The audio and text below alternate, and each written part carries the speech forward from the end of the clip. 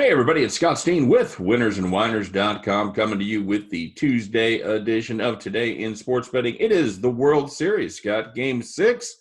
I know this is a big game for you because you gave out Dodgers minus 1.5 games as one of your plays of the day. And correct me if I'm wrong here, but I'm pretty sure the math checks out. If the Dodgers win tonight, you win that bet, right? That is true. Unfortunately, I feel like I should have won the bet already, but you had the Game 4 shenanigans that happened where why can't you just use Gratterall in the ninth? It's so simple. He's your best bullpen guy. Just use him in the ninth inning. But anyway, Dave Roberts is going to Dave Roberts. That happened. If they're up 3-1 in the series, I think you'll agree with me that it was basically a formality that I was going to win the 1.5. Now I got to sweat with Gonsolin on the mound against Snell. It is what it is. It's the only sporting event on TV, so it's not like anybody has any other options. But I indirectly inherited Dodgers minus 130 money line, but I got it at minus 110. So it could be worse, I guess. The the motto for this World Series is, what the hell else are you going to watch? Pretty much. I don't know what the ratings are for the World Series. Probably not great, but the lack of competition during the middle of the week has probably helped out a lot. I'd be interested to see because I know the NBA finals were in the tank. They were in the tank. The NBA lost about $1 billion from the lack of fans and everything. And NFL's ratings have been in the tank as well. So correct, but I have to wonder. For example, the crazy Game 4. You have college football on. I don't know how many people are actually watching baseball. It was an all-time great game. I don't know how many people are actually watching the thing. Then you move over to Tuesday, and you have absolutely nothing. Nothing. I have to assume that for an elimination game in Game 6, this will be one of the higher-viewed games in the series because there is literally no competition for ratings. You would think so. You know, Sunday night's a tough one. You're up against a good Sunday night football game. Some people don't like baseball, so of course those people aren't going to watch it anyway. But on a regular Tuesday with a bunch of sports gamblers with no sports to bet on, some people have the itch. They got to just bet on it and hope it works out. You're right. You're absolutely right.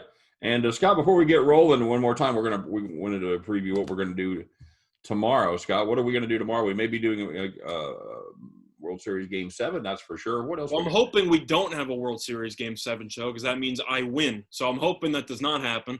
But we're going to be doing a political show. Talking about some gambling odds for the upcoming presidential election, etc. Absolutely. We're going to take a look at the state of the election here as we come down to the last week. A week from today, Scott, all this nonsense will be over, at least for another 4 years. So yippee. And we're going to play it, let you know where we think there's a little bit of value as far as this election goes.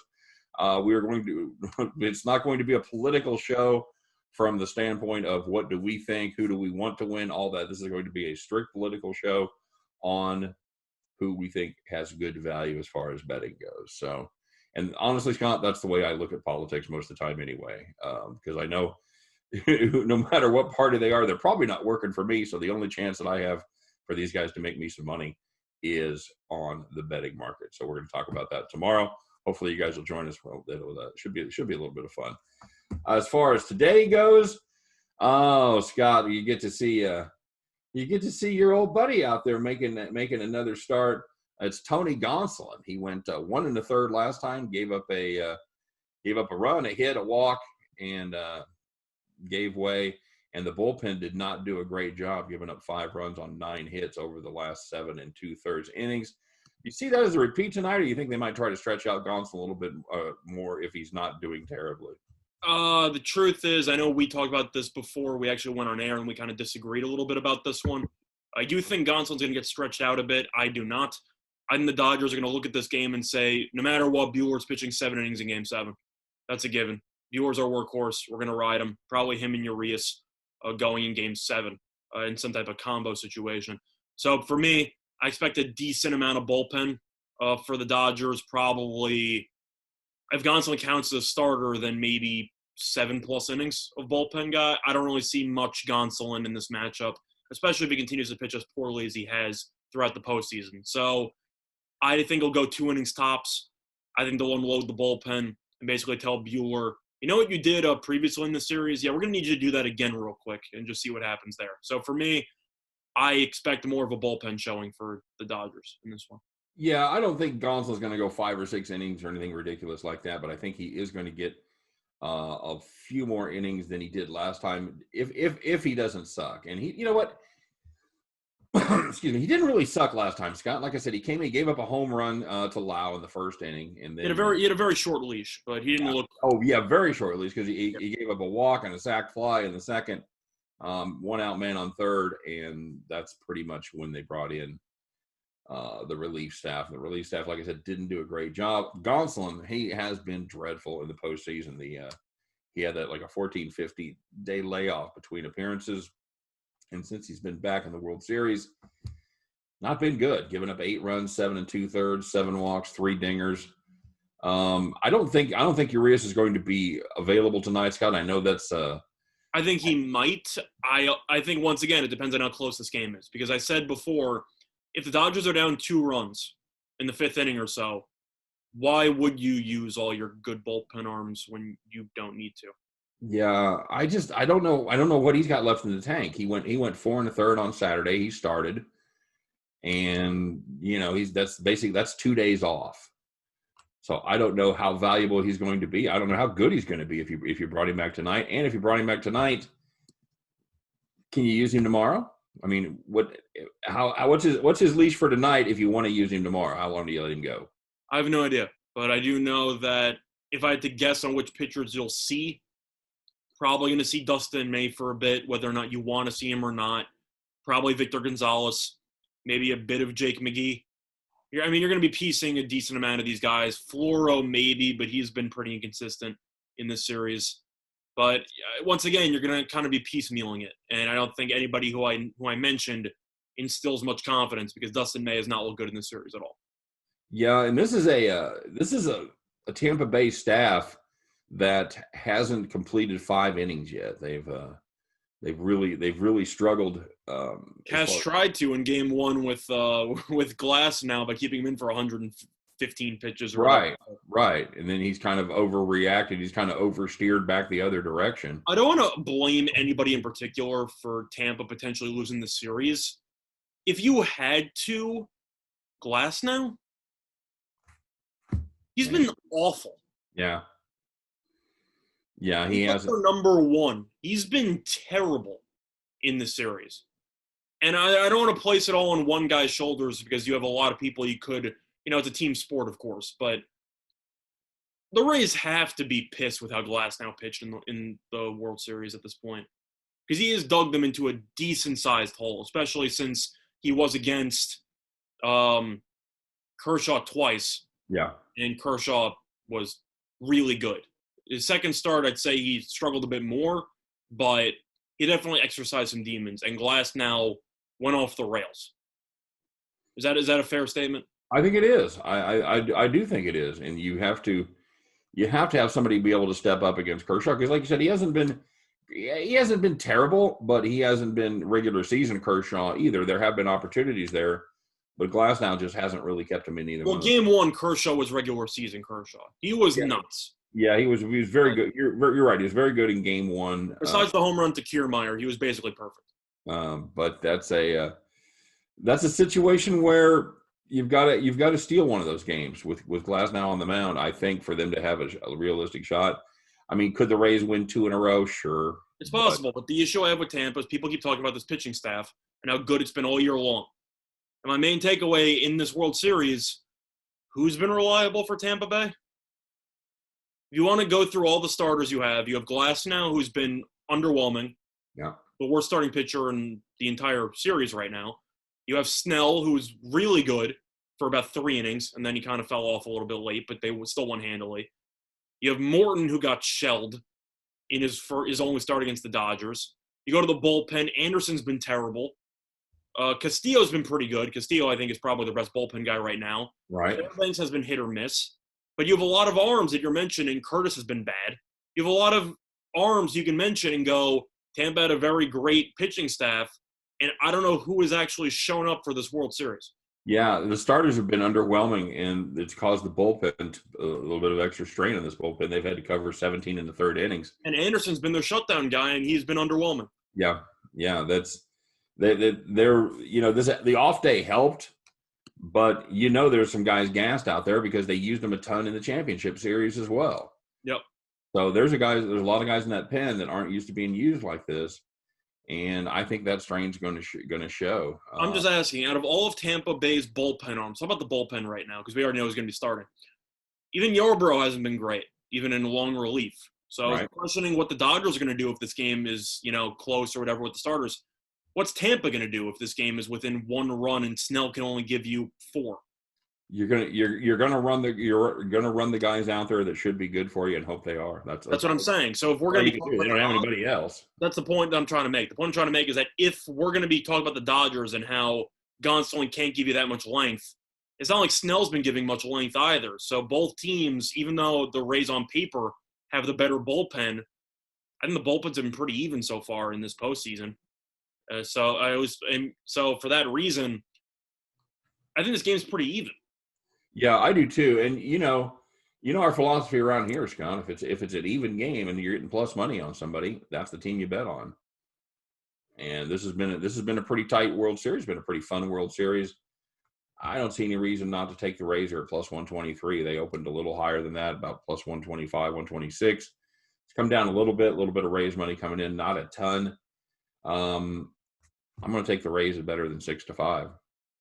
Yeah, I know that I have the Dodgers minus 1.5 games, but if you wanted to hedge it, you could. You wouldn't make much money, but you can make a little bit of profit. But I'm really torn because I still don't like Tampa Bay's lineup at all. No. And I know Arozarena's come alive a little bit. Brandon Lau has risen like the Undertaker. He's been great in this series. Other than that, though, who's done anything? No, they've been like 2 guys who've done something, and Adames has fallen off a cliff. Zanino hasn't done much. Choi's done basically nothing. Margot has had a couple moments when he's not getting thrown out stealing home plate. I don't know. Even Wendell, I don't think has done much. Who's Kiermaier has 6. Yeah, Kiermaier's done a bit. He has 6 hits. That's just about as many as Lau, Meadows, and Wendell put together. Yeah. So Lau had a big home run, but Meadows has fallen off a cliff also. Yeah, those guys have they've not played well at all. The hitters, and a team that's when you look at them, you're like, well, Tampa Bay is all pitching, but when you actually dug behind the stats, you find out they've been hitting a little bit this season, and mostly home run variety. But yeah, right, they're the kings of the all or nothing. They lead the league in strikeouts. They hit solo home runs. And that has been their success. That's been their recipe for success so far, and it hasn't necessarily worked out in this World Series. For me, I'm going to lean to the Dodgers because when push comes to shove, I do think Snell's going to look worse than he did in his first start. The Dodgers faced 2 Braves pitchers twice in the NLCS, and both starters were significantly worse the second time around. So I do expect the Dodgers to make some adjustments. Gonsolin isn't great, but once again, he's going for, an inning or 2, maybe?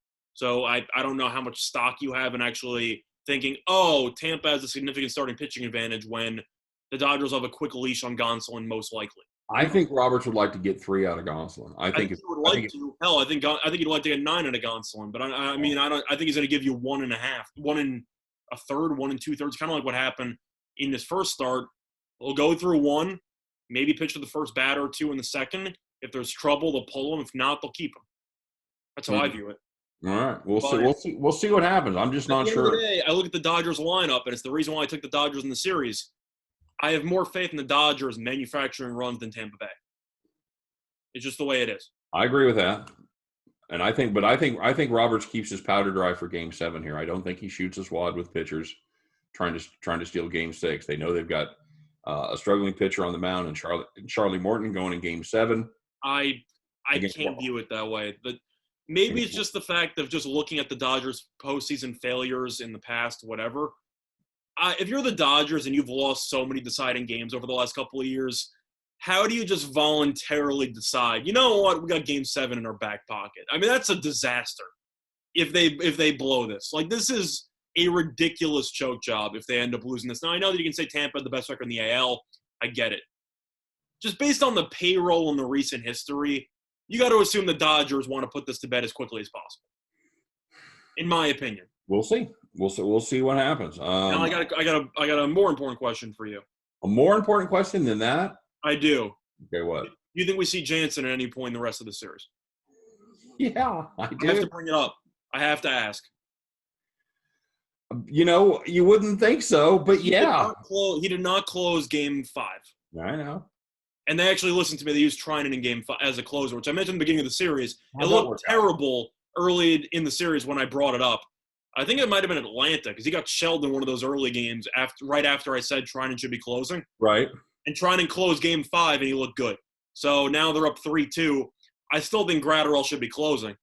I think you'll agree with me. He's by far the best bullpen guy they have. Gratterall. He's nuts every time he comes. He's certainly better than Jansen. Correct. And anytime you throw 100 coming out of the bullpen, Jansen, don't get me wrong, his stuff is okay, but he just walks too many guys. Yeah, they're able to take those pitches. They lay off his junk pitches and sit on the fastball. Yeah, that's. So for me, do I think we're going to see Jansen again? Truth is, I don't. I really don't. And I think that the logic behind – I mean, if it's a blowout, then maybe. But in these close games, I really don't think we're going to see Jansen. Maybe a part of it's Dave Roberts' job security. If he brings in Jansen blows it again, he's guaranteed to get fired. I think that could be a potential factor. At some point, I don't care how many post-game Roberts comments – he's looked really good in practice, and he looks really good. I don't care. There's his life, brother. There's only so many times the guy can blow games in big playoff games where you have to just decide, listen, I've had enough. And I think that this is kind of that moment where Jansen, it should have happened last year, where Jansen's at a crossroads with the Dodgers, and I think that they finally decided it's time to move on. Especially after the post-game press conferences of Jansen basically saying, I thought I pitched well. I had good stuff. I thought I pitched well. It was a bloop single, whatever. I'm like, yeah, you also walked the guy with an 0-2. Like, no, you didn't pitch well. If you pitched well, you would have won the game. I want to know how these teams like the Dodgers that spend $300 million on payroll. And you don't have a closer? Yeah, it's like when you watch Alabama play and they have a kicker. They have a shitty kicker. Like, how do you do that? How do you? I don't know. The best talent in the country want to play for you. You can't find a closer. Can't find a kicker. I think that it's safe to say that Jansen, even if he does appear, will not be closing any games for the rest of the series. No, I'd probably agree with that. I don't think he comes in a safe situation. Maybe in the 7th or 8th, especially if you're going to be using Gratterall or Trinan, you're going to need somebody to fill in the void in the earlier innings. Do I think Jansen's going to succeed in those roles? I have no idea. But I do think that the Dodgers have a better chance of winning when Jansen's not pitching in the 9th. I think Jansen comes into the 7th tonight, mows him down 1-2-3. Roberts puts him into close tomorrow night, and they lose the series.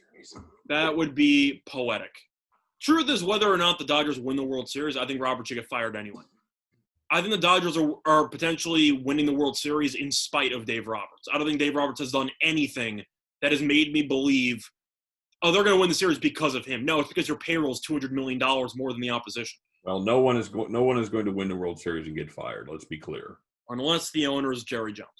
No, yeah, that's not going to happen. No, that's not going to happen. But I think Dodgers fans would agree that I think they might win the series in spite of Dave Roberts. Yeah, he certainly hasn't helped them any. The only thing that people have noticed from him is Game 4 when he was spiking his mask and going nuts in the dugout when they blew the game. And I'm thinking, that's kind of your fault. His Gratterall was at 6 pitches and you pulled him. For the guy who's been known to choke a bunch of save situations all year long for the last, 3 years? Yeah. That's on you. So, and then again, it won't matter if the Dodgers offense explodes in Game 6, but that's true. That's my takeaway. All right, very good. That's what I thought. You got any thoughts on the total, Scott? I'd lean over. Okay, I have a premium play on that. I'd lean over. I think Snell's going to struggle a bit more than he did in the first start because the Dodgers kind of got to him late. They might have figured him out a little bit. Plus, both bullpens have been a little bit inconsistent. Gonsolin, I think, is going to go 1 or 2 innings, and he has been struggling as well. What's the total after this game? It's still 8. Still 8. You also got you haven't had an extra inning game all series long, but you do have the 4-4 extra inning draw. I'll lean over. I think that you have a better chance of catching the over than the under. All right, very good. So that's our thoughts on baseball for today. It could be the last baseball show. We'll see how that goes. Should be a fun game to watch, and like we touched on earlier, ain't nothing else on, kids. Yeah, that also brings us to talk about what we're going to be doing after baseball officially ends.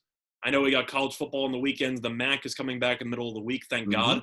That's right. You also have the NFL. Yep. We're going to have to get creative a little bit with the programming coming up. So I'm looking forward. We could have some guests on. We'll start having some guests on talking about the the upcoming NBA, NHL season, things like that. And could be going back to golf, Scott. Golf, UFC. I mean, I've been doing UFC by myself. Swept the board over the weekend, which was nice. Very nice. We'll figure it out. We will. That's kind of what we do on the show. So, of course, as always, if you're looking for even more information, deeper dive into this game than Scott and I can give you in 30 minutes, make sure you get over there and check out winnersandwhiners.com. That is deep dives into every game every day. They'll take a look at the pitching, the relief staff, all that stuff. And it is an invaluable resource for all your handicapping needs. So make sure you check out winnersandwhiners.com. As far as today goes, for myself, for Scott Reichel, for all of us over here at Winners and Whiners, appreciate you guys stopping by today. And, we couldn't do it without you. Otherwise, it'd just be Scott and I sitting around talking about sports. So we appreciate you watching. Tell your friends, tell your neighbors. Don't forget to like. Don't forget to subscribe, of course. And I hope every one of those tickets in your pocket turns into cash money back at the window. You guys take care. Have a great day. And we'll see you tomorrow on Today in Sports Betting. Take care, everybody.